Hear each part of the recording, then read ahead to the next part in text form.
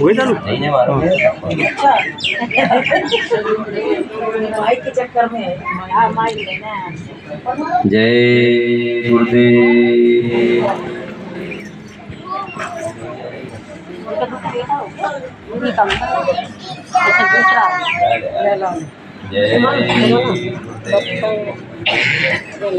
जय गुरुदेव।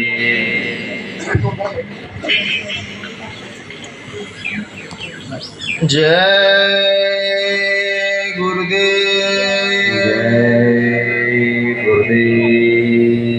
गुरु महाराज के चरणों में मेरा कोटि कोटि सादर जय गुरुदेव। जय गुरुदेव। सभी सत्संगी भाइयों और बहनों, नौजवान साथी, नन्हे मुन्ने बच्चों, सभी को मेरा प्यार भरा सादर जय गुरुदेव। जय गुरुदेव।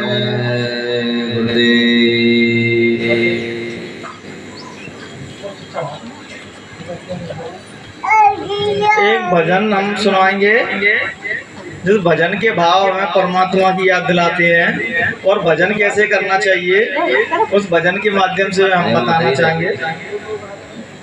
तो भजन की लाइन कहती हैं, मन में खोट भरी और मुख में हरी, मन में खोट भरी और मुख में हरी, फिर मंदिर में जाने से क्या फायदा, मेल मन का ना धोया बदन धो लिया, मेल मन का न धोया बदन धो लिया, चारों धामों को जाने से क्या फायदा, मन में खोट भरी और मुख में हरी।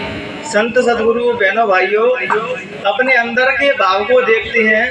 कहते हैं कि संत ना देखे बोल और चाल, संत देखे अंतर काल। संत हर व्यक्ति के अंदर बस एक ही बात देखते हैं, अगर तुम्हारे अंदर भक्ति का दिया जल रहा है, परमात्मा के मिलन का दिया जल रहा है, संत बस उसी बात से रीझते हैं। संत को मतलब ही नहीं है तुम अमीर हो गरीब हो, किस जाति में हो, किस मजहब में हो, संत की तो बस एक ही जाति है। जिस प्रकार फूल का स्वभाव होता है खिलना और संपूर्ण मानवता को खुशबू देना, ऐसे ही संत का स्वभाव रहता है कि पहले वो भगवान के भजन में डूबते हैं और भगवान को प्राप्त करने के बाद संपूर्ण मानवता को एक ही मोती में परोने का काम करते हैं। अगर हिंदू मुस्लिम ईसाइयों को और सिखों को अगर किसी ने जोड़ा है तो ना तो कोई राजनीति पार्टी जोड़ सकती है ना कोई दूसरा व्यक्ति जोड़ सकता है। केवल संतों में ही वो सामर्थ्य रहता है, इतना प्रेम का सागर रहता है कि सबको एक धागे में पिरोके और एक ही माला में सबको बहा देते। इसके उदाहरण हमारे गुरु महाराज हैं, संत कबीर साहब हैं, जितने भी महापुरुष धरती पे आए सबने मानव जाति को एक ही सूत्र में बांध दिया। बहनों भाइयों, धर्म का मतलब ये नहीं है कि हमने गेरुआ वस्त्र पहन लिए, माला पहन ली और हो गए धार्मिक। ऐसे धार्मिक आपको कुंभ में बहुत मिले होंगे, अंदर से बिल्कुल ही धार्मिक नहीं है। और धार्मिक का मतलब होता है कि अंदर से धार्मिक बनना है हमें। गुरु महाराज कहते नहीं कि दिखावटी से परमात्मा कभी नहीं रीझता।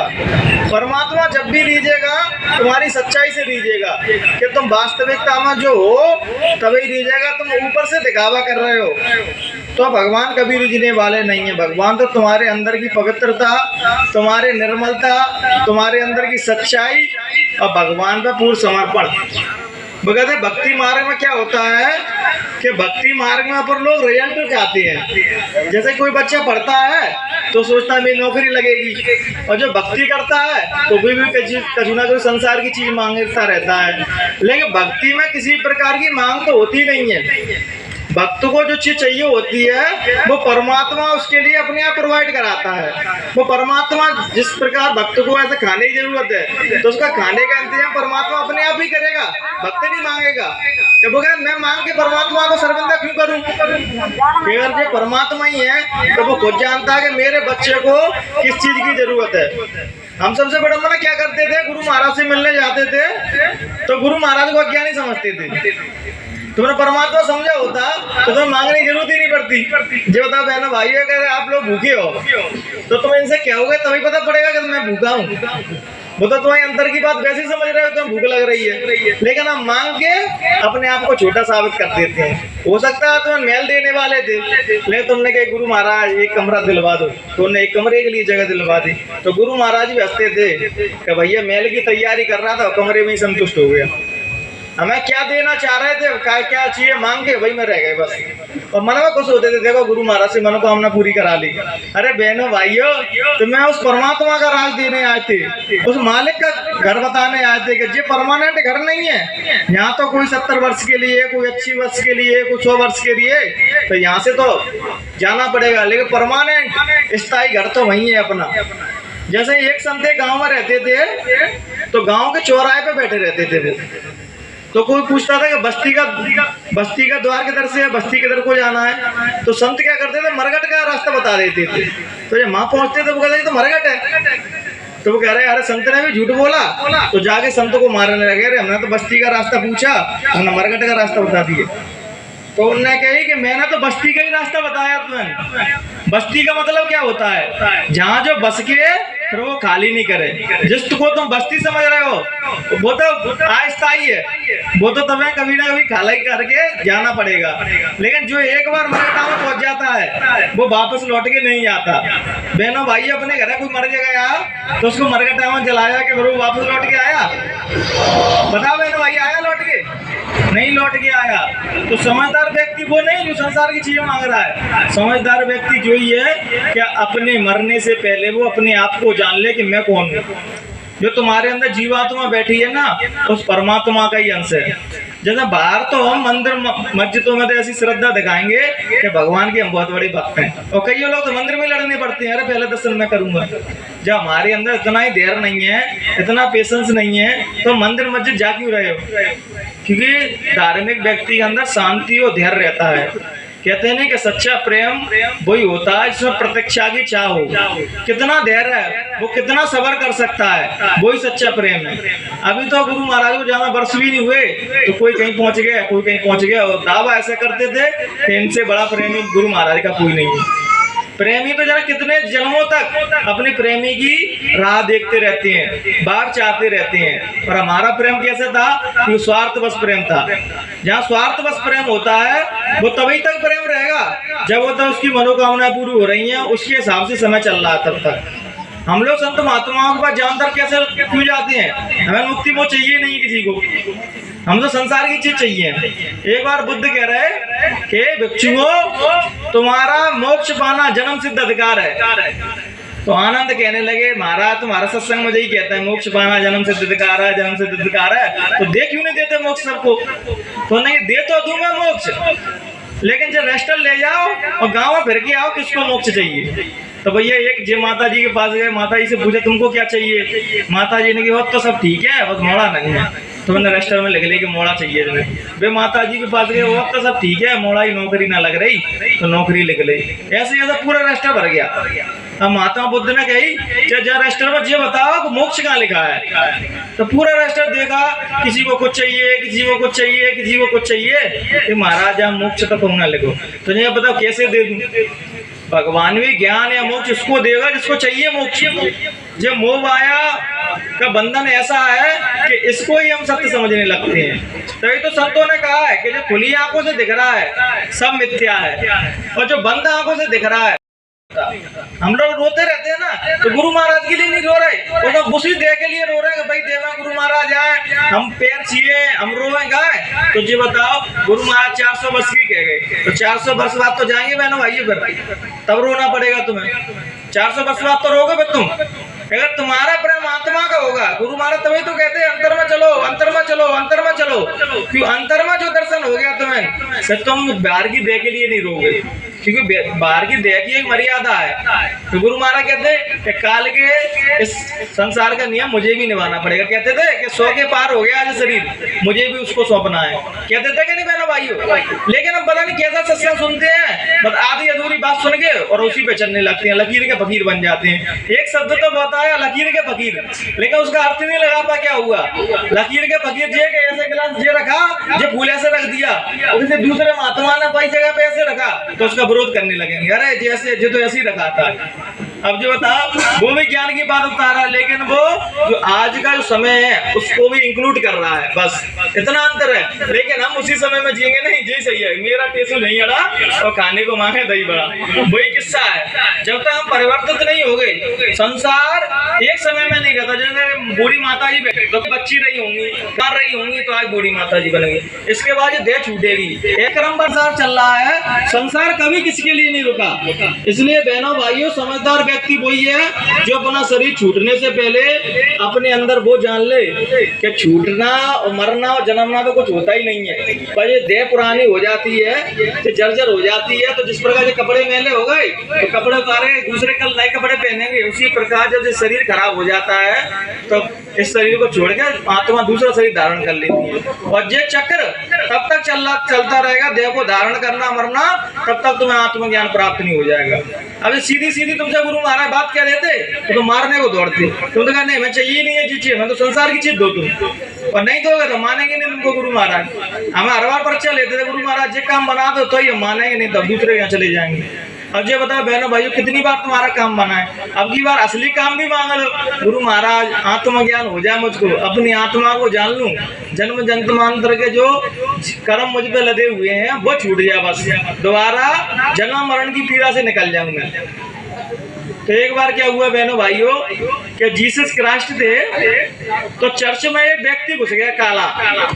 तो विदेशों में गोरे कालों की बहुत लड़ाई रहती है, तो वहां के पादरियों ने उसको बहुत मारा, इतना मारा उसको ना चल पा रहा न लेट पा रहा, मार के उसको चर्च के बाहर फेंक दिया।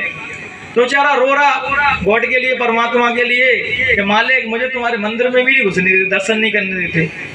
तो जीसस क्राइस्ट उसके सपने में आए कि तू मंदिर में गया क्यों? कि तुम्हारे दर्शन करने के लिए। तो जीसस क्राइस्ट सपने में कहते हैं कि पिछले 2 साल से तो मैं ही कोशिश कर रहा हूँ मंदिर में घुसने की, जब वो मुझे ही नहीं घुसने दे रहे तो तुझे कहाँ से घुसने देंगे। तो यही विडंबना हम सब लोगों की है कि हम परमात्मा का जो असली मंदिर है उससे तो वंचित हैं, और बाहर के मंदिर मस्जिदों में इतनी श्रद्धा इतना प्रेम दिखाएंगे कि माने चलो जो ज्यादा पाखंडी आदमी होगा वो बाहर का प्रदर्शन ज्यादा करेगा कि कोई मुझसे ये कह दे कितना बड़ा भगत हूँ मैं, कितना बड़ा साधक हूँ, कितना बड़ा भजनानंदी हूँ। और जो भजनानंदी साधक रहते हैं वो उतने ही शांत रहते हैं, जब जरूरत पड़ती है तब बोलते हैं वो, कि हम जो बोलते हैं ना उससे भी हमारे शरीर की बहुत सारी ऊर्जा खत्म होती है। ज्ञान चर्चा कर रहे हो तो अच्छी बात है, लेकिन फालतू में ही लगे हो तो अपना सिर भी दुखेगा और अपने जवान से ऊर्जा भी खत्म होगी, और यही ऊर्जा में ऊपर तक ले जाती है। ऊर्जा है क्या है? इसको गलत कामों में लगा दोगे तो जल्दी मर जाओगे, सही कामों में लगाओगे तो ज्यादा जीवन भी जियोगे और मरने से पहले अपनी आत्मा को भी जान लोगे। सारी साधना भजन सारे शास्त्रों में अंतर की बताई थी, लेकिन विडंबना जी है कि जैसे जैसे युग बदलते गए, जैसे जैसे आदमी इतना सुविधायक भाग हो गया कि उसको कठिनाई वाला काम, भजन काम, इंद्रियों को रोक के एक जगह बैठना, ये कठिन काम है बहनों भाइयों। और सरल काम क्या है कि सुबह ही लोटा ले गए, उसमें दूध भर ले गए, फूल चढ़ाने ले गए और महादेव पर चढ़ाए, 5 ही बस हो गए काम। इससे तुम्हारी इंद्रियां कंट्रोल तो हो रही हैं, तुम्हारे मन पर कंट्रोल तो हो रहा है। बाहर की पूजा से कभी मन पर कंट्रोल नहीं होगा। मन को और इंद्रियों को, मन बुद्धि चित्त तुम्हारा पवित्र तभी होगा जो इंद्रियों को रोक के घाट पे बैठोगे और अंतर में अपने सद्गुरु का दीदार करोगे। जब तक तुमने अंतर में दीदार नहीं किया बहनों भाइयों, तब तक तुम ऐसे ही भटकते, ऐसे ही रोते रहोगे कि वो फलानी जगह वहां मिले गुरु महाराज, फलानी जगह यहाँ देखिए, और फलानी जगह ऐसा हुआ, फलानी जगह वैसा हुआ। जब बुद्ध ने शरीर छोड़ने से पहले 3 महीना पहले ही कह दिया कि बिच्छुओ मैं 3 महीना बाद चला जाऊंगा, तो सबरे बिच्छू रोने लगे और 3 महीना बाद बुद्ध चले जाएंगे। जो कश्यप नाम के ऋषि थे तो उन्होंने कहा कि 3 महीना से पहले मुझे अपने आप को जानना है कि मैं कौन हूँ। और हुआ भी बहनों भाइयों ऐसा ही, बुद्ध के शरीर छोड़ने से पहले अपने अंतर में उन्होंने वो जगह पाली कि बुद्ध उनकी आंखों के सामने से हट ही नहीं रहे थे। छोड़ना अपनी आंखों के सामने से अंतर्धान कैसे हो जाता है व्यक्ति कि पंच भौतिक शरीर की एक मर्यादा है बहनों भाइयों। ये पंच भौतिक शरीर जिसने धारण किया है उसको वो छोड़ने की मर्यादा निभानी पड़ेगी। ऐसा नहीं कि वो नहीं निभा सकते, इसने बंधन से ऊपर भी है, लेकिन निभाना जो है कि जब बनाने ही वाला है अगर यहाँ के नियम तोड़ेगा तो बहनों भाइयों अपन नहीं तोड़ेंगे। फिर भगवान राम चाहते तो से शरीर में जा सकते थे, लेकिन उन्होंने शरीर छोड़ने की मर्यादा निभाई। कृष्ण भगवान ने शरीर छोड़ने की मर्यादा निभाई। वो कह रहे थे वो कि तू मुझको जन्म और मृत्यु में देख रहा है, न मैं जन्म में हूँ न मृत्यु में हूँ। मेरा जन्म कितनी बार धरती पर जन्म हुआ, कितनी बार इसी मिट्टी में मैं मिला हूँ। तो अर्जुन कहने लगे भैया मैंने तुम्हारा जन्म भी देखा मृत्यु भी देखी है, तो अविनाशी परमात्मा कैसे हो सकते हैं। तब उन्होंने कही कि तू मेरे शरीर को ही देख रहा है, बस मेरे अंदर जो जीवात्मा परमात्मा बैठा है उसको नहीं देख रहा है। तब बार बार निवेदन करने से उन्हें विराट रूप दिखाएगा, जे देख मैं जे हूँ। और जो अभी तो जो पंच भौतिक का दिखेगा ये तो तब भी छूटेगा। इसलिए गुरु महाराज हमको बार बार तो चेताते रहे कि अंतर में चलो, अंतर में चलो, अंतर में चलो और उसके दर्शन कर लो, तभी तुम्हारे देह की प्यास बुझेगी। और तभी जो कलेश में तुम फिर रहे हो ना, इतने बता कलेश करते हुए कि ऐसा हो गया, माँ ऐसा हुआ, माँ वैसा हुआ, तो अपना दिमाग खराब करना और दूसरे का भी दिमाग खराब करना। इसलिए बहनों भाइयों थोड़ा समय हम साधना को जरूर दें, क्यों साधने से ही हमारे मन बुद्धि चित्त सब कंट्रोल होगा। मन के विकार धीरे धीरे खत्म होंगे। बहनों भाइयों ये मन के विकार इतने खतरनाक हैं, अगर भजन नहीं करोगे तो इतने प्रबल हो जाओगे कि तुम अपने आप को सत्संगी कहने से मान लोगे मैं सत्संगी नहीं हूँ। जब भजन करने लगोगे, साधना करोगे, सत्य पथ पर चलोगे तो गारंटी मैं दे रहा हूँ कि तुम्हारी पग पग पे संभाल करेंगे। यहाँ भी दिक्कत तुम्हें आएगी, चाहे भौतिक बात में हो चाहे अध्यात्म बात में, वो तुम्हारी मदद करेंगे। जब हम सच्चाई का रास्ता छोड़ देते हैं, धर्म का रास्ता छोड़ देते हैं, तो फिर गुरु महाराज भाई कोई मदद नहीं करेंगे। गुरु महाराज तो उसकी मदद करेंगे ना जो गुरु पे विश्वास करता हो, गुरु महाराज को मानता हो। ऐसे कई हो सत्संगी है बहनों भाइयों जो सब जगह जाते हैं और कहते हैं गुरु महाराज ने मना तो की नहीं। अरे वो क्या को मना करेंगे? हमारे कोई किसी संत से पूछेगा महाराज हम कहीं चले जाए तो वो क्या को मना करेंगे? भाई चले जाओ, तुम्हें जाना था। तुम्हारी श्रद्धा में तो गड़बड़ी है, तभी तुम सब जगह भटक रहे हो। और एक वो कहते हैं एक को साधन सब सदें और सब साधन सब जाए, एक को साध लो। हमारी विडंबना क्या है, हिंदू धर्म में इतने देवी देवता हैं कि 33 करोड़ देवी देवता हैं, तुम एक को भी पलटे पूजोगे तो भी तुम्हारा जीवन ही खत्म हो जाएगा, तो पूरों को पूज नहीं पाओगे। इसलिए कहते हैं ना गुरु पूजा में ही सबकी पूजा है। बहनों भाइयों जो मैं अपने अनुभव की बात बता रहा हूँ, वैसे नहीं बोल रहा कि लिखी पढ़ी की बात, जे मैं अपने अनुभव की बात बता रहा हूँ कि अपने सतगुरु को पूजते रहो, बस सतगुरु का दिल जीत लो, बस फिर तुम्हारे देवी देवता तुम्हारे सामने हाथ जोड़ के खड़े रहेंगे। क्योंकि जिससे गुरु प्रसन्न हो जाता है उससे कोई देवी देवता कभी नाराज नहीं होते, ना कोई भूत तांत्रिक वगैरह उसको कोई हावी नहीं हो सकते। हमारी विडंबना क्या है कि इनको नहीं रजाते और देवी देवता उनको रजाने चले जाते। उनको रजाना तो बहुत कठिन है, इनको रजाना बस यही है कि अपने अंदर सच्चाई लिया, बस पवित्रता लिया, उससे रीत जाते हैं बस। इसलिए बहनों भाइयों भजन करिए और सत्य मार्ग पर चलिए। भगवान ने जो दायित्व दिए हैं उसको मेहनत ईमानदारी से निभाइए। बस यही वाणी को कह के हम अपनी वाणी को यहीं विराम देते हैं। बहनों भाइयों कहने सुनने में किसी प्रकार की त्रुटि रह गई हो तो अपना बेटा अपना छोटा भाई समझ के माफ कर देना। जय गुरुदेव, जय गुरुदेव। हाँ सब नए लोग हैं, बहुत अच्छा सुना, जय गुरुदेव।